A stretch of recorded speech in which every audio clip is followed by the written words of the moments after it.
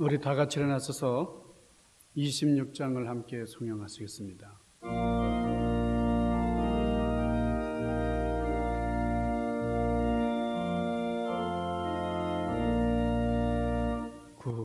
구세주를 아는 이들 찬송하고 찬송하세.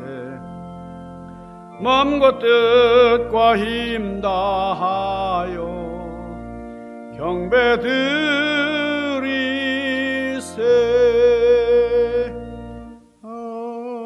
아멘. 우리 자리에 앉으셔서 함께 기도하시겠습니다. 걸어가시고 신령하신 아버지, 우리에게 주어진 2020년 참 너무나 경황 없이 그리고 빨리 지나온 시간들이었습니다. 코로나 바이러스 사태와 함께 또 여러 가지 자연재해와 함께 힘들고 어려운 환난을 저희들이 경험하면서 살아왔습니다. 그러나 어김없이 열매의 계절을 허락하여 주시고 또 감사하는 마음을 저희들에게 허락하여 주셔서 결실의 달에 우리 인생의 열매들을 생각하면서 다시금 주님 앞에 진지한 감사와 함께 주의 은혜를 헤아리는 귀하고 복된 믿음의 여정을 이어가게 하심을 감사합니다. 이 시간 신령과 진정으로 주님 앞에 예배하기를 원합니다. 우리의 마음을 받아 주옵소서. 하늘의 신령하신 은혜를 충만하게 나리워 주시옵소서. 예수님 귀하신 이름으로 간절히 구하옵나이다. 아멘. 하나님의 말씀은 빌립보서 1장 18절에서 26절까지 말씀입니다. 빌립보서 1장 18절에서 26절까지 말씀을 제가 봉독하겠습니다. 그러면 무엇이냐? 거칠애로 하나 참으로 하나 무슨 방도로 하든지 전파되는 것은 그리스도니 이로써 나는 기뻐하고 또한 기뻐하리라. 이것이 너희의 간구와 예수 그리스도의 성령의 도우심으로 나를 구원에 이르게 할 줄 아는 고로 나의 간절한 기대와 소망을 따라 아무 일에든지 부끄러워하지 아니하고 지금도 전과 같이 온전히 담대하게 살든지 죽든지 내 몸에서 그리스도가 존귀하게 되게 하려 하나니 이는 내게 사는 것이 그리스도니 죽는 것도 유익함이라. 그러나 만일 육신으로 사는 이것이 내일의 열매일진데 나는 무엇을 택해야 할지 알지 못하노라. 내가 그 둘 사이에 끼었으니 차라리 세상을 떠나서 그리스도와 함께 있는 것이 훨씬 더 좋은 일이라. 그렇게 하고 싶으나 내가 육신으로 있는 것이 너희를 위하여 더 유익하리라. 내가 살 것과 너희의 믿음의 진보와 기쁨을 위하여 너희 무리와 함께 거할 이것을 확실히 아노니 내가 다시 너희와 같이 있으므로 그리스도 예수 안에서 너희 자랑이 나로 말미암아 풍성하게 하려 함이라. 아멘. 이 말씀 안에 은혜가 참 충만합니다. 오늘 우리 사도 바울이 기뻐하고 기뻐하리라. 나로 말미암아 전파되는 분은 그리스도이기 때문에 나는 기뻐하고 기뻐한다 그랬어요. 우리는 진정한 기쁨을 누릴 수 있기를 바라고 어떤 어려움과 환난 가운데서도 기쁨을 빼앗기지 않기를 바랍니다. 어떤 사람이 운전을 하는데 주차 공간이 없어요. 파킹할 공간을 찾지 못해서 빙빙 돌다가 결국에는 주차 금지 구역에다가 차를 세웠습니다. 그는 차창에다가 그 차 유리창에다가 쪽지를 놓아뒀어요. 그 쪽지 내용이 뭐냐면 저는 이 구역을 15분간 돌았습니다. 여기에 주차하지 않으면 저는 일자리를 잃습니다. 저의 죄를 사하여 주옵시고. 이렇게 쪽지에다가 메모를 해서 차창에다가 이제 붙여놨어요. 얼마 후에 일을 보고 돌아온 이 사람이 쪽지를 또 받습니다. 주차 위반 딱지예요. 주차위한 딱지와 함께 쪽지가 하나 붙어 있었는데 이런 내용이었습니다. 저는 이 구역을 15년째 순찰하고 있습니다. 만일 이 딱지를 띄지 않으면 제가 일자리를 잃게 됩니다. 부디 시험에 들지 마옵시고 이렇게 써 있었습니다. 그러니까 직장인에게 있어서 우리 일자리를 잃는다 하는 것은 큰 손실이에요. 일자리를 잃는다. 엄청난 충격이죠. 그렇지만 우리 그리스도인들이 기쁨을 잃어버리는 것, 기뻐하지 못하는 것, 이거 역시 큰 손실입니다.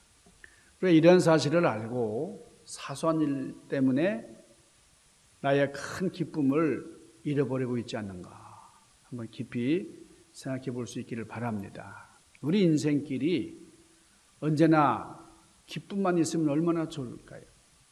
그런데 인생길에는 형통한 기쁨이 있는가 하면은 어려운 일들이 불쑥불쑥 찾아옵니다. 여러분, 우리가 이 코로나 바이러스 예상이나 했습니까? 상상도 못했던 일이 현실로 나타나잖아요. 이렇게 인생길에는 형통함과 더불어 곤고함이 있다. 전도서 7장 14절에서는 이렇게 말합니다. 형통한 날에는 기뻐하고 곤고한 날에는 생각하라. 하나님께서 이 두 가지를 병행하게 하사 사람으로 그 장래일을 등이 하려 알지 못하게 하셨느니라 그랬어요. 하나님께서 형통함도 주시지만은 곤고함도 주시는데 언제든지 우리는 하나님을 생각하면서 나가야 된다 하는 겁니다. 왜냐하면 우리 인간이 예지 능력이 있다 그래가지고 미래를 조망하고 한다고 하는 것, 그러나 하나님의 뜻보다 우선할 수 없는 것이다 그 말이죠. 자, 우리 성도들이 있어서 항상 기뻐해야 된다. 이거는 우리 성도들의 어떤 주체성이라고 할 수 있어요. 우리 성도들이 가져야 하는 아주 아이덴티티다, 정체성이다 이렇게 얘기할 수 있어요. 기쁨, 우리 예수 믿는 사람들은 언제나 기뻐해야 된다. 그리스도인에게서 풍기는 이 기쁨은 세상 사람들에게서 찾아볼 수 없는 그런 겁니다. 그리스도인의 기쁨은 우리 주님께서 주신 아주 특별한 거예요. 요한복음 15장 11절 우리 주님께서 친히 하신 말씀입니다.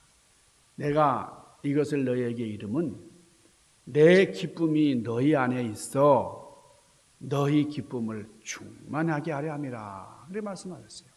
그러니까 우리에게 기쁨이 충만하게 하시려고 주님께서 기쁨을 주시는데 그 주님이 주시는 기쁨은 세상 기쁨하고는 다른 것입니다. 그러면서 항상 기뻐하라. 성경은 그렇게 좀 명령을 하셨어요. 그런데 이렇게 코로나 바이러스 같은 사태, 이런 환난을 만났을 때에 어떻게 기뻐할 수 있어요? 너무 힘든데, 너무 진정한 기쁨이 어디 있나? 내가 장가를 들었더니 참 행복하다. 그런 사람 별로 못 봤어요.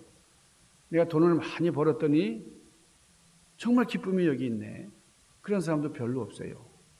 사람들이 나를 알아주고 나를 존경하니 진짜 행복이 여기 있다. 처음에는 좀 행복하다 이렇게 얘기하던 사람들도 좀 나중에는 그게 오래 못 가고 힘들어하는, 우리가 이 죄와 죽음의 문제를 해결하지 못하고 사는 사람들에게는 진짜 기쁨이 없습니다. 진짜 기쁨은 예수 믿고 십자가 은혜로 죄사함을 받고 하늘나라 보장을 받는 사람, 이런 사람에게 진정한 기쁨이 있는 거예요. 우리가 죄의 문제를 해결하고 죽음의 문제를 해결한 사람. 그래서 우리 성도들의 기쁨은 구원을 주신 하나님을 즐거워하는 겁니다. 자, 죽음에서 구원을 받아서 하나님 나라 백성이 된 성도들 얼마나 기쁜 일입니까? 얼마나 감사한 일입니까? 그래서 하나님께 감사하며 기뻐하는 삶을 살아야 된다. 지극히 당연한 일이죠. 여러분 잘 아시는 그 김익두 목사님은 아주 소문난 깡패였어요. 아주 젊은 시절에 아주 동네 주변에는 김익두 그러면은 참 사람들이 아주 두려워하는 그런 아주 이름난 깡패였는데, 근데 이분이 변화됐습니다. 예수 믿고 변화됐어요. 회개하고 변화됐어요. 자, 그런데 어떤 못된 사람이 와가지고 아주 자꾸 얕보고 약 올리는 겁니다. 예, 김익두 목사님이 너무 착하게 사시니까요. 이전에 조폭이었다는 것은 상상도 못하니까. 그래서 아주 막 멸시하고 조롱하고 막 약 올려요. 그러니까 이 목사님이 옛 성질은 막 치밀어 오르고 말이죠. 또 예수님을 생각하니까 두들겨 팰 수는 없고, 그러니까 주먹으로 탁자를 내리치면서 예수는 내가 믿었는데 덕은 네가 본 줄 알아라 그랬다는 거예요. 예수님을 생각하니까 분노와 멸시를 참을 수 있었다는 거예요. 그것을 다 뒤로 하고 기뻐하는 삶을 살 수 있었다. 김익두 목사님께서 부흥회하실 때에 참 간증하시는 내용이었습니다. 죄와 죽음의 문제를 해결하지 못하고 살 때는 죽음, 너무나 무서운 겁니다. 죽음 이상 두려운 게 없어요. 우리 인생들은 말이죠. 천당 갈 자신이 없다고 하면은 죽음은 너무나 무서운 겁니다. 죽음으로 다 끝나는 게 아니잖아요. 지옥으로 가요. 죽음 이후에. 그러니까 사람은 다 죄와 죽음을 무서워합니다. 이건 본능입니다. 죽음은 죄의 형벌이고 이 죄는 죽음으로 연결되기 때문에 죄를 무서워하는 거예요. 그러니까 죄를 짓고 또 짓고 그러면서도 고민하고 괴로워하고, 이게 삶과 죽음 사이의 갈등입니다. 그러니까 사람은 이렇게 근본적인 걱정을 하면서 살게 되어 있는데, 이 걱정 근심의 내용을 심리학자들이 하면은 살고 싶은 본능만 있는 게 아니고 이 사람들에게는 죽고 싶은 본능이 있다는 거예요. 어느 순간 내가 죽어야지, 뭐 이런 본능이 아주 나오는데, 이 살고 싶은 본능 그리고 죽고 싶은 본능 사이의 갈등이 계속 우리 삶 가운데 벌어지는 거예요. 그래서 나온 말들이 보고 싶어 죽겠다, 괴로워서 죽겠다, 뭐 심지어는 너무 좋아 죽겠다 해요. 즐거워 죽겠대. 이런 말들을 쓰는데요. 여러분, 그냥 보고 싶은 게 아니고 보고 싶어 죽겠다 그래요. 이게 좋긴 좋지만은 아주 죽고 싶다. 이거는 인간의 본능, 심층적으로 들어가 보니까 죽고 싶어하는 본능이 있더라. 이게 심리학자들이 간파한 겁니다. 이게 우리 한국말만 이런 게 아니에요. 우리말만 그런 게 아니라 영어에도요. 배고파 죽겠다. I'm going to die of hunger 그래요. 배고파서 죽겠대. 한국말만 이런 게 아니고요. 외국 언어 중에도 이런 게 많아요. 당신 보고 싶어 죽겠다. I'm dying to see you 그래요. 그냥 보고 싶다 그러면 되는데, 너무너무 보고 싶다 그러는데 아주 dying, 죽고 싶대. 보고 싶어서.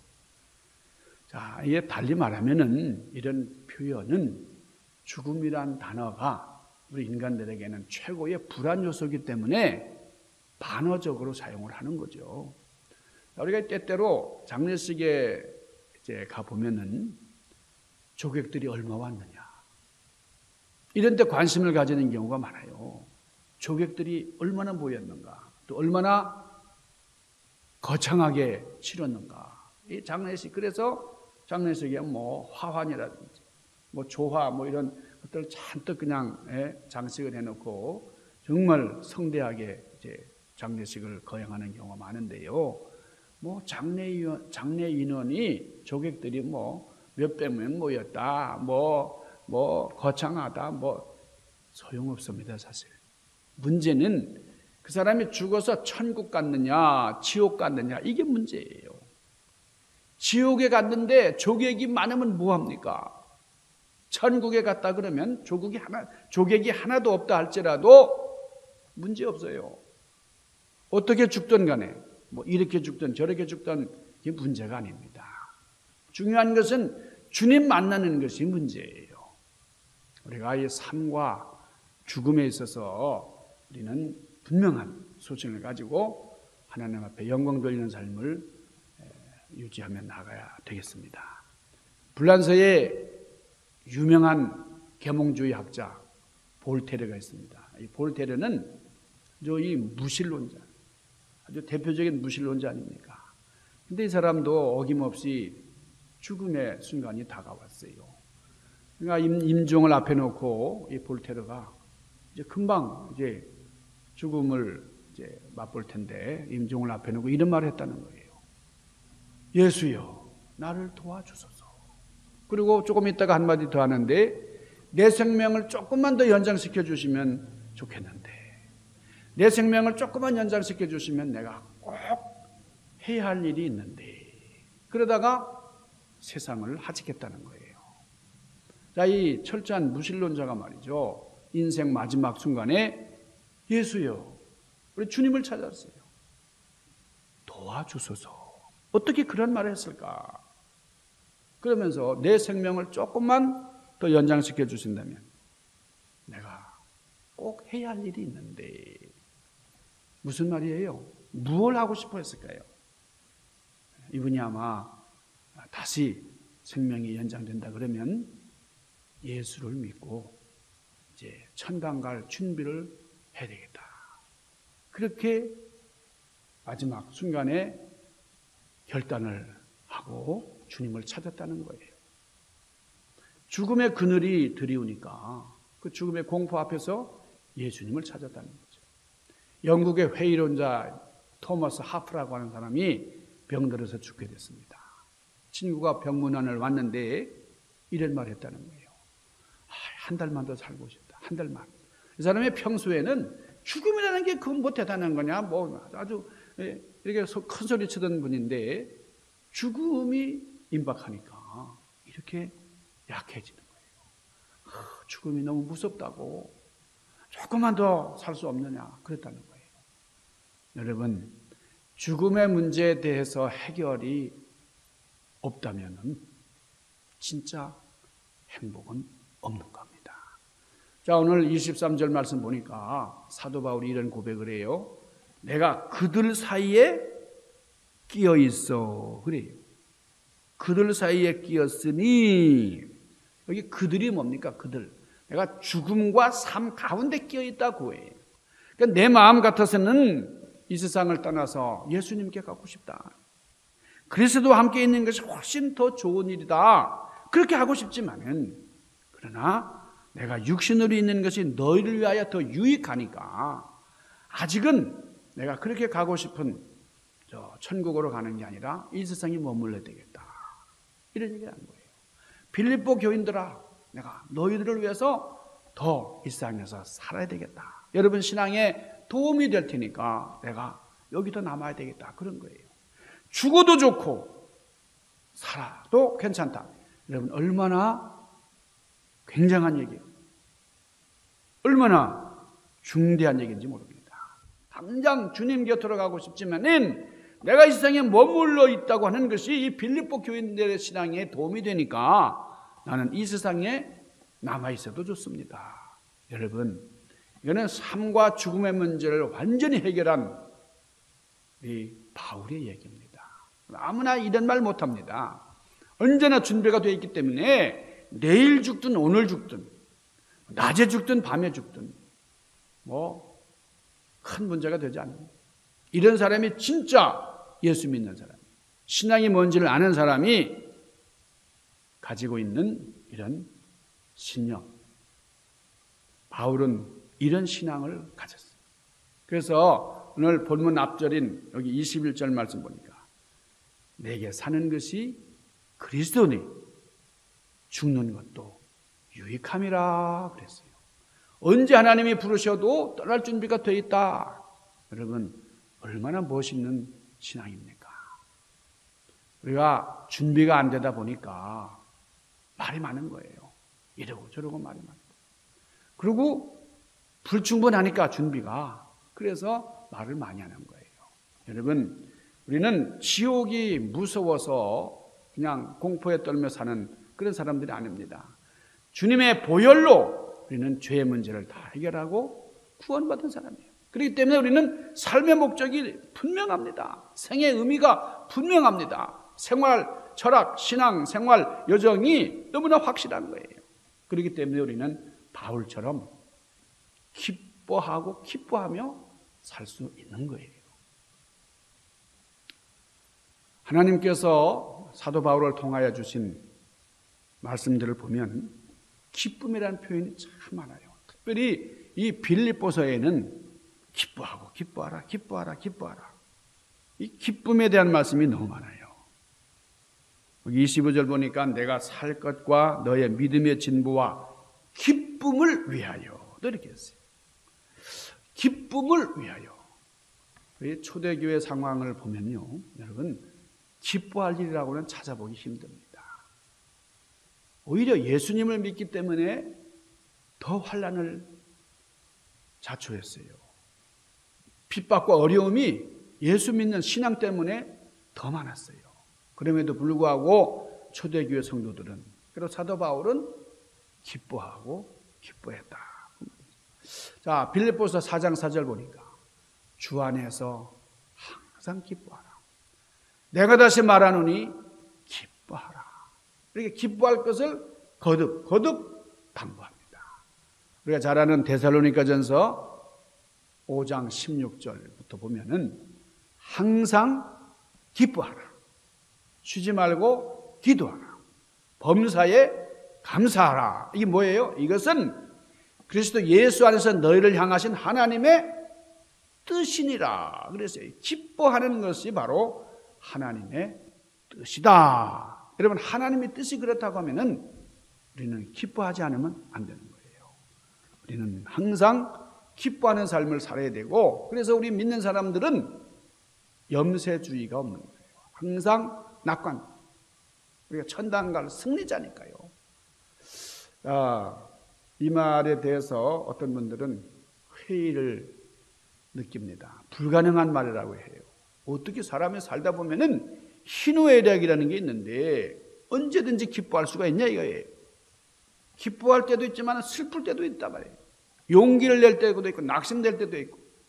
그런데 어떻게 항상 기뻐하란 말이냐.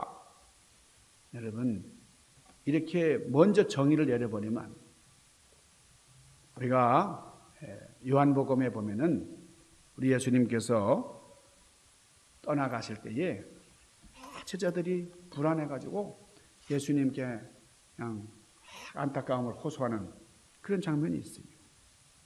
예수님, 어떡할까요? 우리가 예수님 떠나가시면 어떡합니까? 우리는 너무너무 힘듭니다. 그럴 때에 우리 주님께서 이런 말씀 하시잖아요. 산모가 아이를 낳을 때는 그 고통을 생각하고 근심하지만은 아이를 낳고 나면 그 기쁨으로 인하여 지나간 고통을 다 잊어버립니다. 우리가 힘들고 어렵지만은 이 근심이 찾아올 때 우리는 해산의 고통만 생각할 게 아니라 해산에 오는 그 기쁨, 여러분 그 참 새로운 생명을 잉태한 다음에 그 새로운 생명을 해산한 다음에 그 아이의 빵긋빵긋 웃는 얼굴을 보면서 얼마나 산모가 기뻐합니까? 이 주님이 더 점점 가까이 오실 좀 징조가 나타나고 있어요.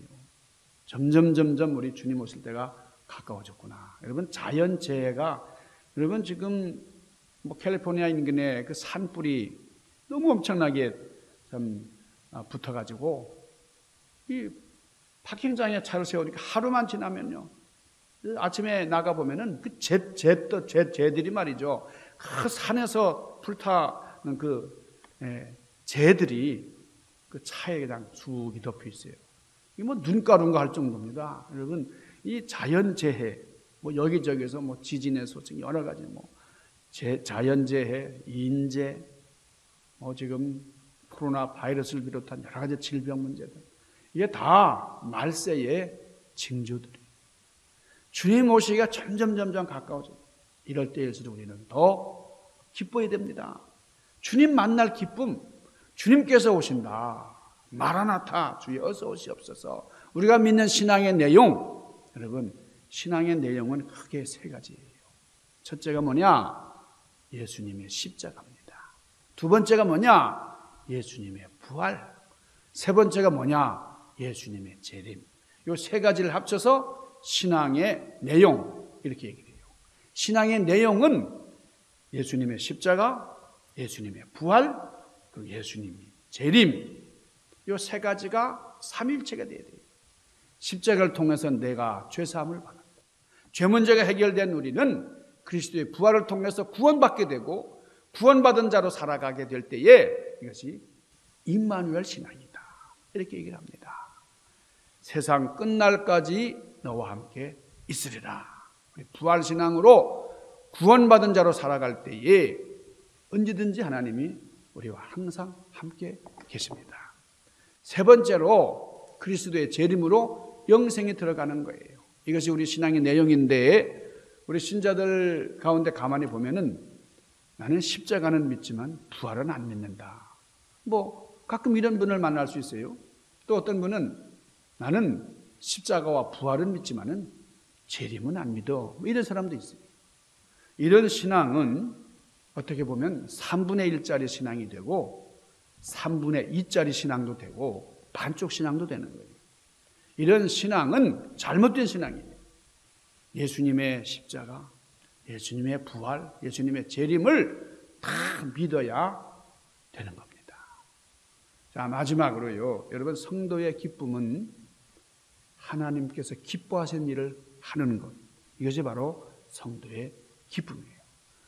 하나님을 진정으로 기뻐하는 성도라고 한다면 매일의 삶 가운데 역사하시는 하나님의 뜻을 기뻐하면서 하나님께서 기뻐하신 일이 뭔가, 이것을 찾아서 그 일을 하는 거예요. 사람이 다른 사람을 사랑하게 되면은 그 사람이 기뻐하는 게 뭘까? 그 사람이 기뻐하는 일을 해주고 싶잖아요.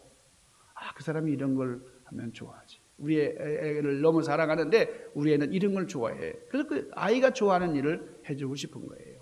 주님께서 요한복음 8장 29절에서 나를 보내신 이가, 하나님께서 나와 함께 하시도다. 내가 항상 그의 기뻐하신 일을 행함으로 나를 혼자 두지 아니하셨느니라. 하나님께서 우리 예수님을 너무나 사랑하시니까요. 예수님을 보내신 하나님께서 예수님 혼자 두지 아니하시고 예수님께서 하나님 기뻐하시는 일을 하도록 역사하셨다는 거예요. 오늘 본문 말씀 23절 24절 보니까 하나님께서 기뻐하는 성도들의 간구를 분명히 들으시고 응답해 주시겠다, 이렇게 말씀을 하셨어요. 그러면서 응답의 표시로 기쁨이 충만하리라 그랬습니다. 코로나 바이러스 사태와 여러 가지 어려운 일들이 우리 주변에 많이 있지만은, 그러나 주님 주시는 기쁨, 주님을 위한 기쁨, 주님과 더불어 함께하는 이 기쁨의 역사로 충만하시는 여러분들 되시기를 주님의 이름으로 간절히 축원합니다. 기도하십시다. 거룩하신 아버지, 기쁨을 주시는 주님, 기뻐하며 주님 앞에 영광 돌리는 우리의 삶이 되도록 인도하여 주소서. 어떤 어려움과 어떤 우겨쌈을 당하고 어떤 환난을 만날지라도 승리하는 죄들이 되도록 인도하여 주시옵소서. 예수님 귀하신 이름으로 간절히 구하옵나이다. 아멘.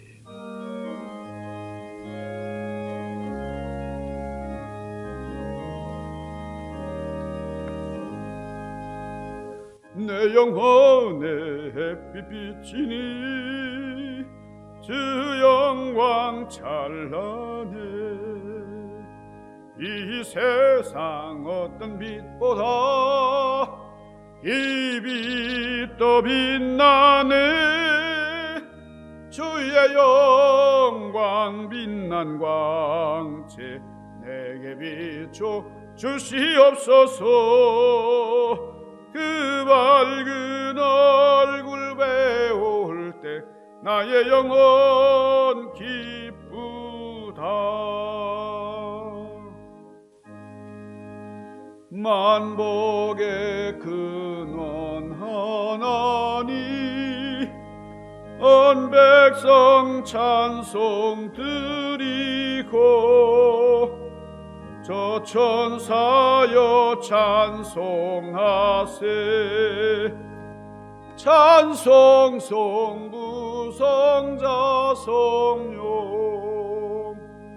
아멘.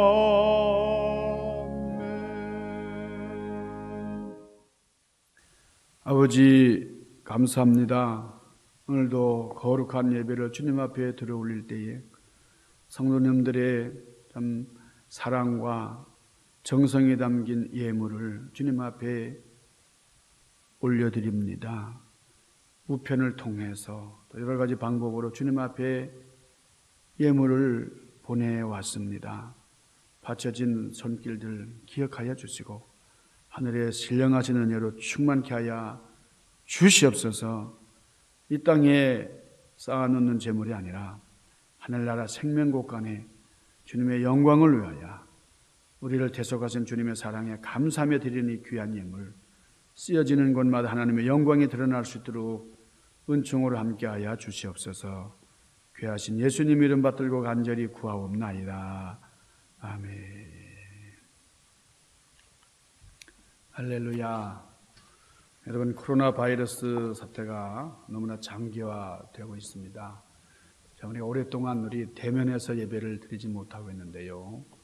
우리가 대면, 비면 이런 새로운 용어들이 이제는 아주 낯설지가 않은 그런 단어들이 되었습니다. 우리 코로나 바이러스로 말미암아 우리 공식적인 우리 예배당 문이 닫히게 되고, 그래서 우리 성도님들과 자유롭게 만나지 못하고 함께 친교하지 못한 지가 한 오랜 기간이 되고 말았어요. 그렇지만은 어김없이 계절은 참 우리에게 열매를 안겨주고 있고요. 우리 다음 달이 감사의 달, 추수감사 주일이 있는 달입니다. 그래서 우리 추수감사 주일에는 모든 성도님들이 다 이렇게 교회 나오셔서 우리 함께 예배 드릴 수 있길 바랍니다. 우리 예배당이 넓으니까 넓게 이제 자리를 띄고 앉아서 우리 마스크를 끼고 앉아서 또 예방 준칙을 잘 이행을 해서 조금 더 문제 없도록 그렇게 모이도록 하겠습니다. 그래서 1년에 한 번 드리는 우리 추수감사 예배 정말 성대하게 드릴 수 있고, 또 올해는 우리 교회 창립 50주년이 되는 해인데 이 50주년 행사도 하나도 하지 못하고 그냥 넘긴 셈인데요. 우리 추수감사 주일 예배를 창립 50주년의 의미를 되새기면서 우리 함께 주님 앞에 감사하는 그런 예배가 될 수 있기를 바랍니다. 우리 다 같이 일어나서 우리 505장 우리 1절을 송념하시겠습니다.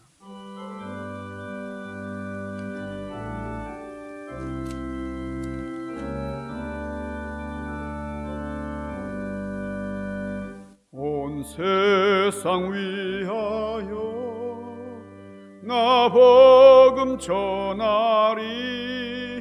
만 백성 모두 나와서 주 말씀 들으라.